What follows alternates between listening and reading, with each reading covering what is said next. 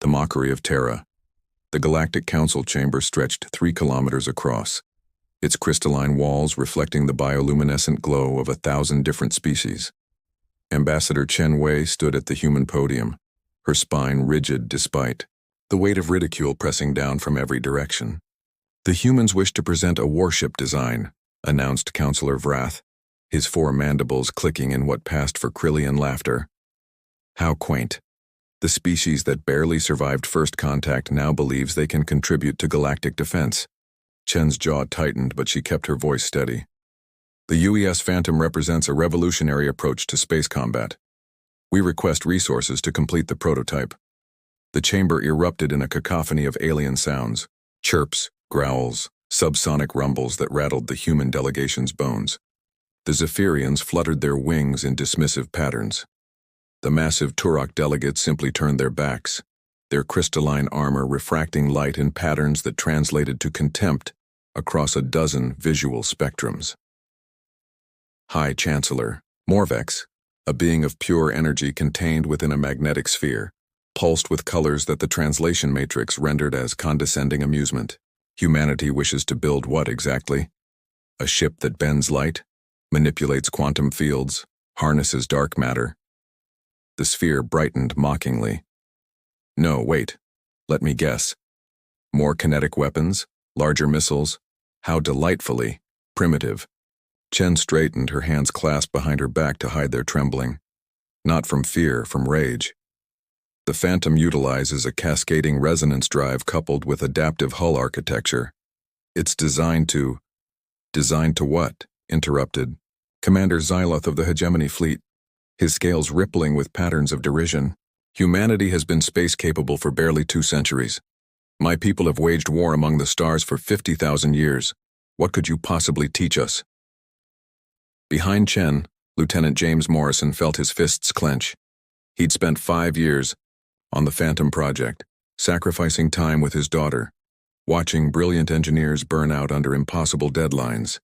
The ship represented humanity's best minds working in desperate synchronization, and these aliens dismissed it like a child's finger painting. "The mathematics are sound," Chen continued, pulling up holographic displays that most species in the chamber couldn't even fully perceive. "Our simulations show..."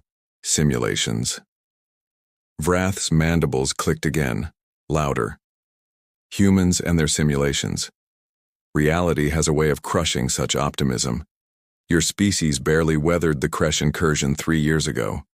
Without hegemony intervention, Earth would be a cinder." The words stung because they were true. The Kresh, a raiding species considered minor pests by galactic standards, had nearly overwhelmed Earth's defenses. Only the arrival of a hegemony patrol, conveniently passing through, or so they claimed, had saved humanity from extinction. Chen had been a civilian then, watching helplessly as orbital platforms burned and cities evacuated. She'd held her nephew as he cried, asking why the monsters wanted to hurt them. She'd made a promise that night, one she intended to keep regardless of what these pompous beings thought. "We ask only for the resources to complete construction," she said quietly.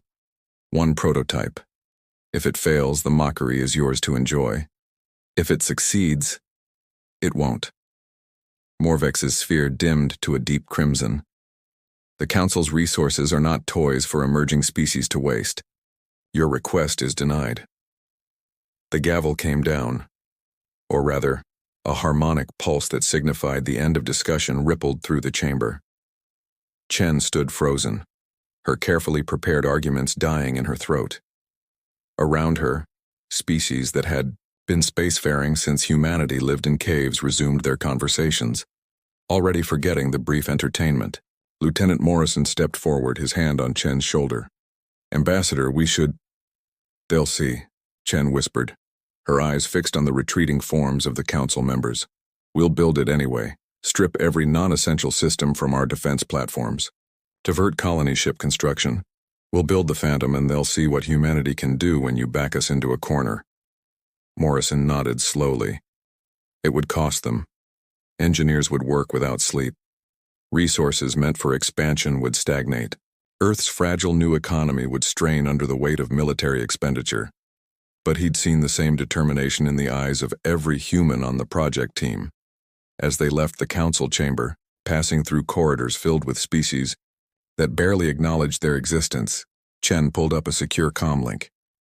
The face that appeared was weathered, scarred from the Kresh War, belonging to Admiral Sarah Okonkwo, humanity's highest-ranking military officer. They said no, Chen reported simply. Okonkwo's expression never changed. Then we proceed as planned. The Phantom launches in 8 months, council approval or not. Humanity doesn't ask for permission anymore, Ambassador. We tried that approach, it nearly got us killed. The connection closed. Chen and Morrison walked in silence toward the human quarters, their footsteps echoing in a station built by species that considered themselves the guardians of galactic civilization. Neither spoke what both were thinking, that in 8 months either humanity would prove itself worthy of respect, or the Phantom would become the most expensive grave ever constructed. Behind them, in the council chamber, Vrath conversed with Xyloth in the low-frequency range humans couldn't hear. The humans are building it anyway, you know. Our intelligence confirms construction continues. Let them, Xyloth responded, his scales patterning amusement. When their prototype fails, they'll be too humiliated to resist hegemony administration. We'll finally have access to their homeworld's rare elements without the nuisance of negotiation. What neither of them could know, what no species in that chamber could comprehend, was that 8 months later, everything they believed about humanity would be shattered by a ship that should never have existed. The Phantom rises. The construction bay orbiting Luna hung in the void like a cathedral of ambition, its skeletal framework enclosing a shape that defied conventional warship design. Captain Marcus Chen, no relation to the ambassador though, the coincidence amused the press, floated in his EVA suit, watching welding arcs dance across the Phantom's hull like captive lightning. "She's beautiful," whispered engineer Yuki Tanaka through the comm, her voice carrying reverence usually reserved for religious experiences. Beautiful wasn't the word Marcus would have chosen. The Phantom looked wrong. Where other warships were elegant, purposeful lines designed for maximum efficiency, the Phantom appeared organic, almost predatory. Her hull plates overlapped like scales, each one embedded with microscopic resonance generators. The ship's core wasn't a conventional reactor, but something humanity had stumbled upon during deep space mining operations. A quantum cascade engine that shouldn't have worked according to any established physics, but it did work. That was the terrifying part. "Final phase begins in 6 hours, announced Director Rashid Okoye from the command station, his dark eyes bloodshot from too many sleepless nights. "We're past the point of turning back. If the council discovers we've diverted this much material—" "They already know," Marcus interrupted, pulling himself toward the airlock. "They just don't care. To them, we're children playing with blocks. Let them think that. Let them all think that." The truth was more complex. 3 months into construction, a hegemony inspection team had arrived unannounced. They'd walked through the facility, their translator implants making dismissive sounds as they examined the Phantom systems. Commander Xyloth himself had stood before the incomplete drive core, his scales rippling with colors that meant contempt in 12 languages. "Quantum cascades are theoretically possible," he'd said, running a clawed appendage over the containment field, "but stabilizing them requires computational power beyond human capacity. This will tear itself apart during first ignition." He'd looked directly at Marcus, his vertical pupils dilating. "I almost pity you, Captain. To die for such a pointless gesture." Now 6 months later, Marcus strapped into the captain's chair of a ship that every expert in the galaxy had condemned as impossible. The bridge crew around him, 18 humans, each one chosen for brilliance and the ability to think in ways that made alien strategists uncomfortable, ran through final checks with practiced efficiency. "Resonance drive at standby," reported Tanaka from engineering. Her fingers danced across controls that had been designed, discarded, and redesigned 47 times before settling on their current configuration. "Adaptive hull responding within normal parameters," called out Lieutenant James Park from Tactical, all 17,000 plates showing green. 17,000 individual hull sections, each capable of adjusting its electromagnetic properties in microseconds. The concept had come from studying Earth's chameleons and cuttlefish, creatures that manipulated light and texture for survival. Humanity had taken that biological inspiration and merged it with materials science that pushed every boundary. Admiral Okonkwo's face appeared on the main screen, transmitted from Earth's orbital command. Captain Chen, the Council has issued a formal warning. They're calling this an unauthorized military exercise. 3 hegemony destroyers have taken position at the edge of the system. Marcus smiled coldly. Let them watch. They'll want a good view. Marcus, Okonkwo's voice softened. If this fails, then we die trying, Admiral. Respectfully, that's a better fate than living on our knees, begging species who despise us for table scraps. He leaned forward. My grandmother survived the crash bombardment of Jakarta. She told me before she died that the worst part wasn't the fear of death. It was hearing the hegemony ships arrive and knowing we'd have to be grateful to beings who saw us as pets at best. Okonkwo nodded slowly. Then show them what we are, Captain. Show them what happens when you underestimate humanity. The connection closed. Marcus took a breath, feeling the weight of 2 centuries of human spaceflight history pressing down on this single moment. Every sacrifice, every scientist who'd burned out their health pursuing impossible mathematics, every engineer who'd chosen this project over family and fortune, it all converged here. All stations, report, he ordered. One by one, his crew confirmed readiness. These weren't academy graduates with decades of experience. Most major space academies still refuse to accept human applicants, citing our insufficient spatial reasoning evolution. These were wildcards, geniuses who'd taught themselves from pirated alien textbooks, hackers who'd cracked military-grade encryption to steal classified research, visionaries who'd been called crazy for seeing patterns no one else could perceive. Initiate quantum cascade, Marcus commanded. Deep in the Phantom's core, matter and antimatter met under conditions that would have horrified every safety board in the galaxy. But instead of annihilating in a conventional reaction, they cascaded, falling through quantum states in a carefully controlled avalanche that generated power in dimensions other species hadn't even theorized existed. The ship hummed, then sang, then screamed a note that resonated through every atom of her structure. Drive stable. Tanaka's voice carried disbelief and triumph in equal measure. Power generation at 240% of projections. Marcus, she's exceeding the models. Outside, the 3 hegemony destroyers adjusted their positions, their sensor arrays focused on the strange human vessel. Commander Xyloth watched from the lead ship, his confidence beginning to waver as readings poured in that made no sense. Their power signature is, that's impossible, his science officer reported. They're generating exotic particles we don't have classification protocols for. It's a trick, Xyloth insisted. Humans are clever with deceptions. Remember the Earth probe that they claimed reached beyond their system? Obviously fabricated data. But even as he spoke, the Phantom began to move, not with the lurching acceleration of conventional drives, but with a fluid grace that seemed to bend space around her. The ship didn't push against the universe, she negotiated with it, finding paths through reality that shouldn't exist. Marcus felt the difference immediately. No G-forces pressed him into his seat. The inertial dampeners weren't working to counteract acceleration. There was no acceleration to counteract. The Phantom moved by convincing local space-time that she was already where she wanted to be. Take us to Point Echo, he ordered, referencing a coordinate 1 million kilometers from their starting position. The Phantom slipped through space like a knife through silk.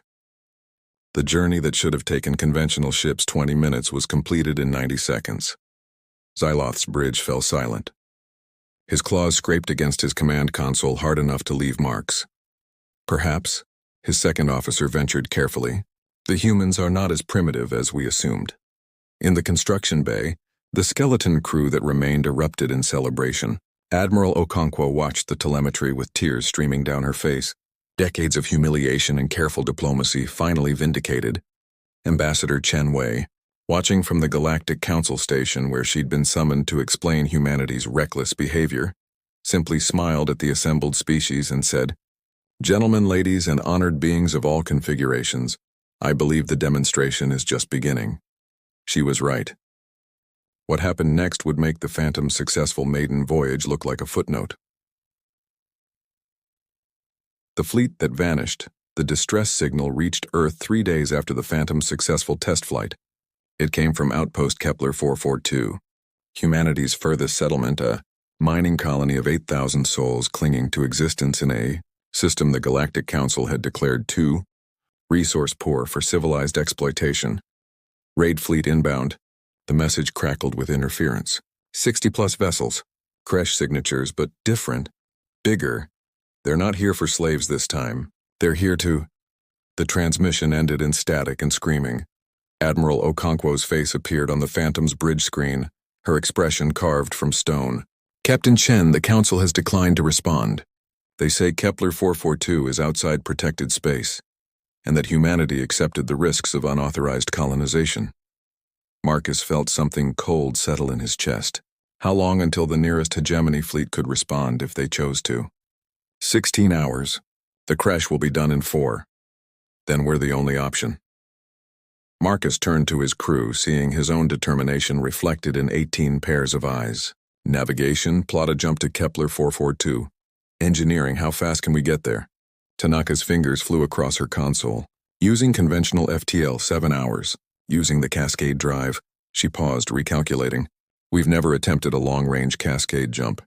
The mathematics suggest we could fold the distance in 40 minutes, but Captain, we'd be pushing systems we've only tested at close range. The alternative is 8,000 dead colonists, Lieutenant Park stated flatly. Most of them families, children. Marcus nodded once. Spin up the drive. Maximum Cascade. What happened next would be analyzed by alien strategists for decades, replayed in simulations that never quite captured the reality. The Phantom didn't accelerate or enter hyperspace. She simply ceased to exist in lunar orbit and existed instead at the edge of the Kepler 442 system, crossing 9 light-years in 37 minutes. The scene that greeted them was carnage in progress. The Kresh fleet had evolved since their failed Earth invasion, where before they'd used improvised raiders, now they deployed warships that rivaled hegemony destroyers. 63 vessels surrounded the colony, their weapons systematically dismantling the habitat domes while escape pods scattered like frightened fish. They're not taking prisoners, Park reported, his voice tight with rage. They're executing everyone they catch. This isn't a raid, it's an extermination. On the main screen, a Kresh battlecruiser, easily 4 times the Phantom's size, casually vaporized a cluster of escape pods. The light from those deaths took seconds to reach the Phantom's sensors. Seconds in which Marcus made a decision that would alter galactic history. All power to the resonance array. Tanaka, you told me the hull plates could do more than just adapt. Show me.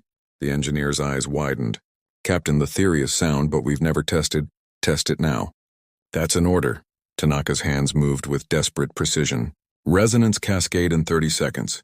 All 17,000 hull plates, synchronizing to a single quantum frequency. If this works, the wave propagation should what? Demanded Park. Should convince every ship in that fleet that they've already been destroyed. The explanation would have sounded like madness to any conventional engineer, but the Phantom's hull wasn't conventional armor. It was a quantum antenna, capable of broadcasting cascading probability waves that could rewrite local reality in microsecond bursts. The mathematics behind it had been developed by Dr. Sarah Kamathi, a physicist who'd been laughed out of 3 academic conferences before humanity's desperate situation gave her theories a chance. The Phantom dove toward the Kresh fleet, her hull plates beginning to shimmer with colors that existed outside normal visual spectrum. To the Kresh sensors, the human ship registered as a minor threat, small, unproven, easily destroyed. They were still thinking that when the resonance wave hit, it wasn't an explosion. It wasn't a weapon blast or electromagnetic pulse. It was something far more terrifying, a cascading quantum field that told every molecule in the Kresh ship's hulls that their molecular bonds had already failed, that their structural integrity had already collapsed, that they had already been reduced to component atoms. And reality, confronted with such absolute certainty, agreed. The first Kresh destroyer didn't explode. It simply unmade itself. Hull plates separated at the atomic level, not torn apart but convinced they'd never been joined in the first place. Systems didn't fail. They retroactively never worked.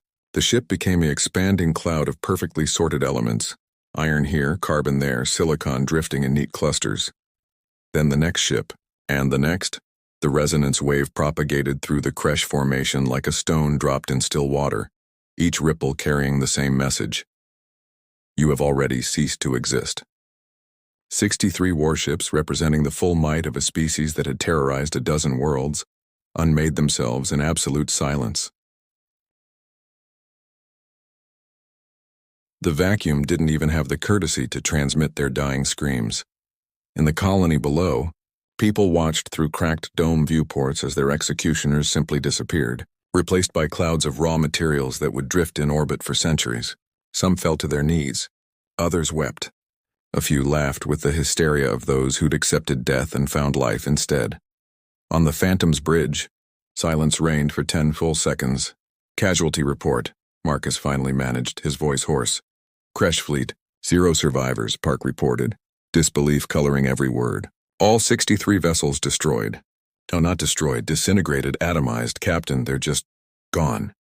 Our systems? Resonance array operating at 68%. Hull integrity at 92%.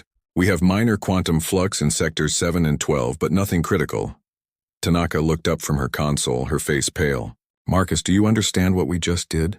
We didn't destroy those ships. We convinced the universe they'd never successfully formed matter in the first place.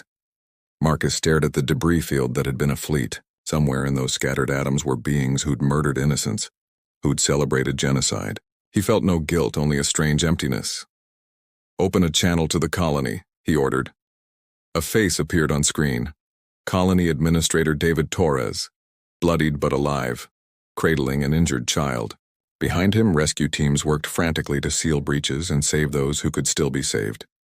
Unknown vessel. This is Kepler 442. Please identify yourself.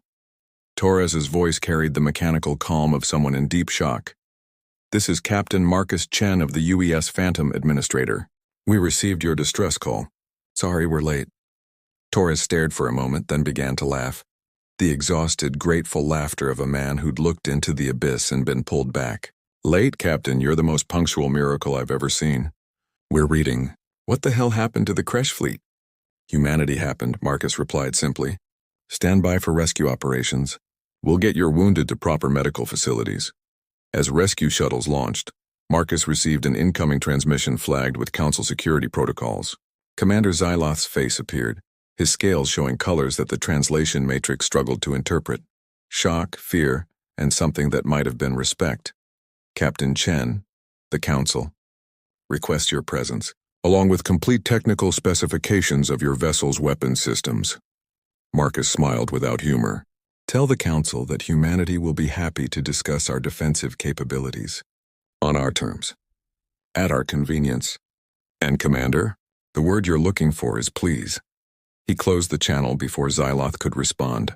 Across the galaxy, in the Council chambers where humanity had been mocked just months before, an emergency session convened. Species that had dismissed Earth as insignificant now watched replays of the Kepler 442 incident with growing horror.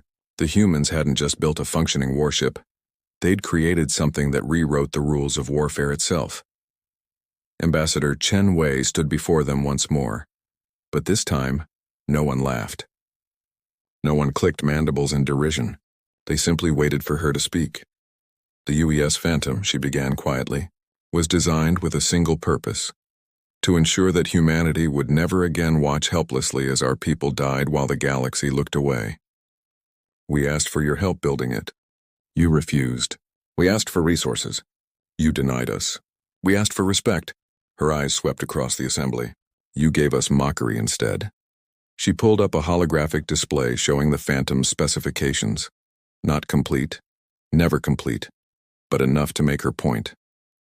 So we built it ourselves, with our own hands, our own minds, our own determination, and now you're afraid. Good, you should be, because the species you dismissed as primitive just proved that innovation doesn't require millennia of spacefaring history. It requires desperation, courage, and the willingness to try what everyone else calls impossible. High Chancellor Morvex's sphere pulsed with uncertain colors. Ambassador, humanity's achievement is acknowledged. Perhaps we were hasty in our assessments. Perhaps, Chen agreed coldly. The Phantom will continue her mission. protecting human interests wherever they may be. If that aligns with Council interests, we're open to cooperation. If it doesn't, she shrugged. Well, you've seen what happens when you threaten what we protect. She left them in silence, their certainty shattered, their superiority revealed as the fragile illusion it had always been. Aboard the Phantom, as the ship prepared to escort the colony's survivors to safety, Marcus Chen looked out at the stars. The same stars that had witnessed humanity's humiliation, its near extinction, its desperate climb toward relevance. Captain, Tanaka approached quietly. The Council is broadcasting new protocols. They're calling us a strategic asset of galactic importance. They want to negotiate defense treaties. Marcus nodded slowly. Let them wait. Right now we have colonists to save and a ship to maintain. The rest of the galaxy can learn what Earth learned long ago. Respect isn't given. It's earned. And we just made our first payment. The Phantom turned toward home, her hull plates gleaming with residual quantum energy, a ship that should never have existed carrying a message the galaxy would never forget. Humanity had arrived, and the age of mockery was over.